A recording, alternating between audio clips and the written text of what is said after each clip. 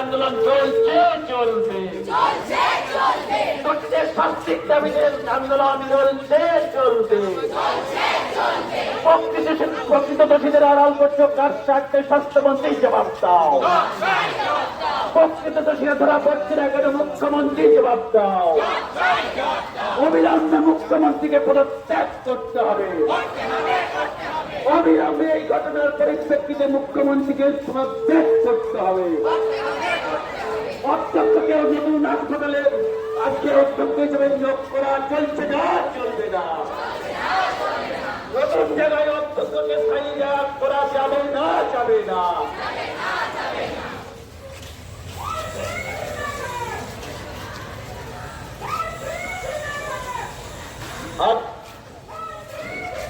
We want justice. Justice, justice. We want justice. Justice, justice. চারিদিকে অর্থন ধিক্কার ধিক্কার ধিক্কার ধিক্কার। মুখ্যমন্ত্রী তোমার জানায় ধিক্কার ধিক্কার ধিক্কার ধিক্কার। আজকে করে ঘটনা বারবার হচ্ছে কেন? মুখ্যমন্ত্রী জবাব দাও, জবাব দাও। মুখ্যমন্ত্রী জবাব দাও, জবাব দাও।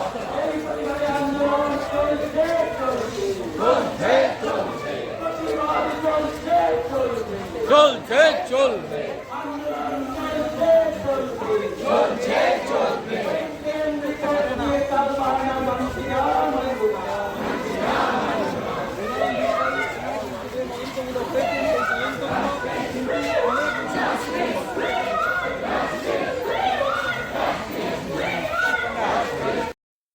সংস্থা তার সম্পর্কে নানা মতামত থাকতে পারে। এই ঘটনায় পশ্চিমবাংলা তথা ভারতের মানুষের যে মনোভাব, যে অভিব্যক্তি, যে অনুভূতি, তাকে মর্যাদা দিয়ে দ্রুত তদন্ত করা উচিত, স্বচ্ছতার সঙ্গে করা উচিত এবং যারা সাক্ষী দেবেন সাহস করে এসে তাদের নিরাপত্তা দেওয়া উচিত এবং যাতে একটি টাইম স্লটের মধ্যে নির্দিষ্ট সময়ের মধ্যে সুষ্ঠু বিচার প্রক্রিয়াটা শেষ হয়।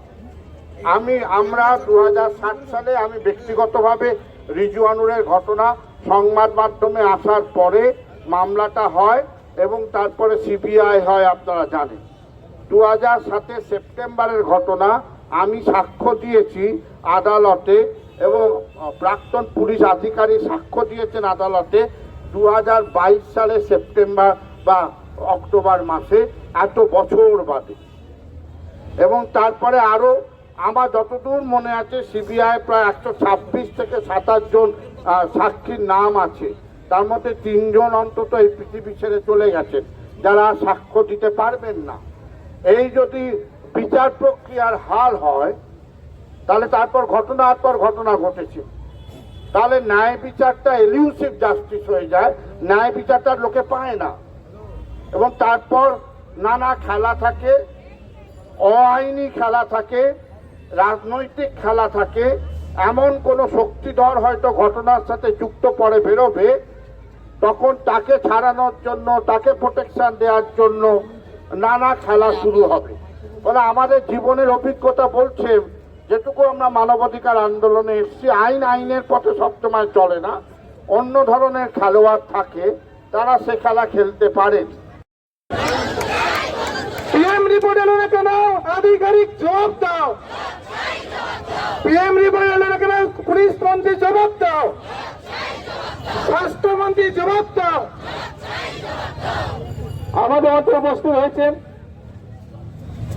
শিল্পী, সাংস্কৃতিক কর্মী, বুদ্ধিজীবী মঞ্চ এবং আরো কয়েকটি মেডিকেল প্রফেশনের সঙ্গে যুক্ত যারা, তাদের যে সংগঠন নারী নিগ্রহ বিরোধী নাগরিক কমিটি, ইতিমধ্যে এখানে উপস্থিত হয়েছেন। আপনারা অনিতা রায়, আমাদের ভলিবলের জাতীয় কোচ, তার বক্তব্য শুনলেন। এখানে এসেছেন মানবাধিকার কর্মী সুজাত ভদ্র, এখানে এসেছেন অধ্যাপিকা মিরাতুন নাহার। আপনারা শিল্পী, সাংস্কৃতিক কর্মী, বুদ্ধিজীবী মঞ্চের সম্পাদক দিলীপ চক্রবর্তীর বক্তব্য শুনেছেন। পল্লব কীর্তনিয়া এসেছেন, অন্যতম সম্পাদক শান্তু গুপ্ত এসেছেন। এখানে আছেন ডক্টর তরুণ মণ্ডল, তিনি মেডিকেল স্বাস্থ্য আন্দোলনের বিশিষ্ট নেতা, এবং অপর্ণা সেন, উনি আসছেন অন দি ওয়ে। ফলে প্রফেসর ধ্রুবজ্যোতি মুখোপাধ্যায়, বিশিষ্ট বিজ্ঞানী, এবং আরো অনেকেই, আশিস চক্রবর্তী গায়ক, আরো অনেকেই এখানে উপস্থিত হয়েছেন। এখন আপনাদের সামনে বক্তব্য রাখবেন মানবাধিকার আন্দোলনের বিশিষ্ট নেতা অধ্যাপক সুজাত ভদ্র। আমি সুজাত ভদ্রকে তার বক্তব্য রাখার জন্য অনুরোধ করছি।